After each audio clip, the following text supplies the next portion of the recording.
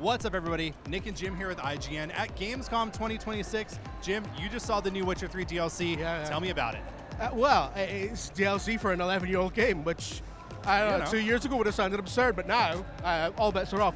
No, it's incredible. We were shown like an hour of a hands-off demo, a live demo, but hands-off. There was like a lot of us in a sort of cinema looking at it.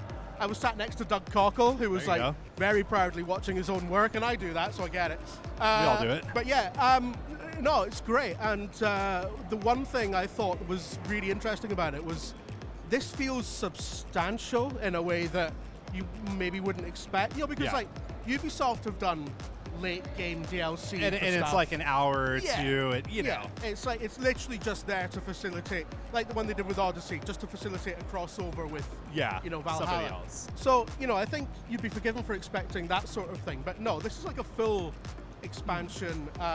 And in the demo, they focused, which I thought was surprising, they focused a lot on a really like quite a long sort of 5-10 minute dialogue scene, all in one location, very theatrical, very lavish sort of manor house, which is the ancestral home of Jaskier, of Dandelion, and people have been speculating online about whether or not this DLC is all going to be about Dandelion. You could kind of guess that because Songs of the Past, well, yes, of course, it would make sense. That Songs of the Past is his entire deal, so but yeah, so it's all about him and finding him. He's gone missing, and his family dynamic.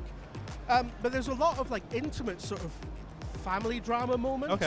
Beautifully motion captured in a way that felt like a real step above the original sort of, this is hanging off the bones of a PlayStation 4 game. You could see the sort of the old kind of Red Engine kind of creaking under all that a little bit. It still looks like a PS4 game that's been tarted up. But it's all really beautiful, intricate work, and I thought it was a real statement of intent for them to show us like start off with a really quiet sort of scene. But so it's really bold. That was a real statement of intent from them. But the place where the demo actually started was Geralt waking up after a night out on the Lash, as Geralt does. Yeah, exactly. So we've got a real hangover start to this. He's had a dream about a well. I imagine he dreams about wells a lot, and Jaskier's gone, and that's the start of it. Now he spies somebody playing Dandelion's lute. His really iconic sort of Willie Nelson lute, right? And he knows that that's not Dandelion playing it. So the first interaction you have is Geralt going over and sort of accosting this guy and saying, "Where did you get that?" And it all leads to a fight, as you'd imagine. But I thought it was really funny that the guy very gently puts the lute down before starting the fight with you, which is like a real lovely moment of humor. So as you mentioned combat, did you see any of the new improved combat? Did it seem improved? No, not really. I mean, we did see combat, and I think that had the enhancements in there. But what was shown felt very familiar. They did talk a little bit about the enhancements that are coming before this DLC hits. So, like we're getting like an enhanced PS5 Pro version. They talked about like enhanced ray tracing and stuff like that. So it's all going to look lovely, and it's all a way to kind of bring us back into this Witcher 3 world. Ahead of Witcher 4, obviously. So it's like they're stepping it up.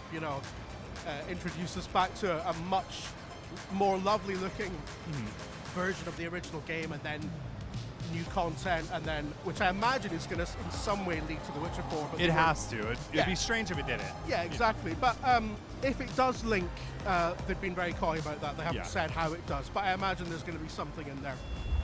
Didn't say I was afraid.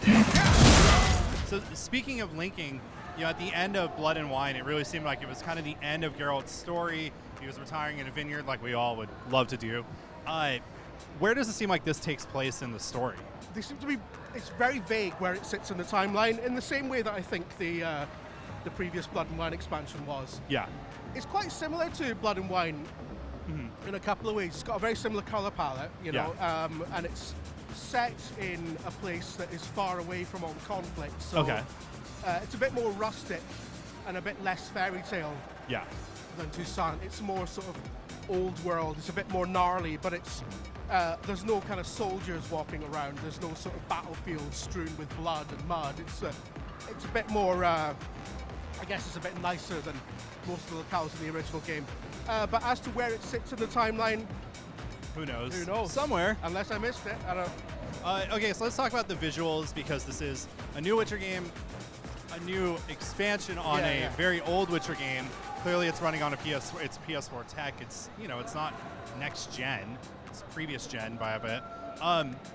Did you see like the ray tracing? Did it look better than what you're used to seeing? Like, how did it look? I would say it's a real like last sort of outing for the Red Engine, right? And it's a real last hurrah for that.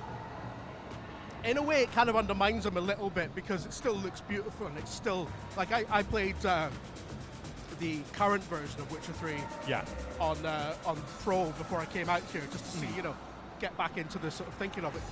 And it still looks beautiful. It's still like that game has really kept up with the times in terms of tech. But you can tell that it's a PS4 game. Like whatever you do to it, you can't really hide the fact that it was made at a certain point in time. Yeah. So I think what it shows is that it's a beautifully scalable engine, and like they are tech wizards over at CD Projekt, but it does also show that them switching to a new engine, I know it's controversial what they've switched to, but aside from that, I think it does show that they needed to switch to something. Yeah. Because it is starting to show its age. So, but it still looks beautiful. I don't think that's to its detriment at all. It's still gorgeous. And like I say, the motion capture is noticeably a step up from what it was in the original game. Absolutely. So it feels like it's just new tech, making something better on the old building blocks of The Witcher 3. All right, my last question. Did you see any villains or any monsters? Did you see that guy right there? Yeah, she turns up right at the end of what we saw. Okay. There's some monsters that are unique to this new area, which is cool. Certainly, it's not a remix of stuff that's already in the game. Yeah. This is like all new stuff to stab, which is good. New stuff to stab. That is the quote we're going to pull for this one. Witcher 3, new stuff to stab. Gun demands blood, so we'll give it blood. I can't wait to play it. I know you can't wait to play it. I'm sure you can't wait to play it at home. But guess what? There's so much more Gamescom 2026. So stick with IGN.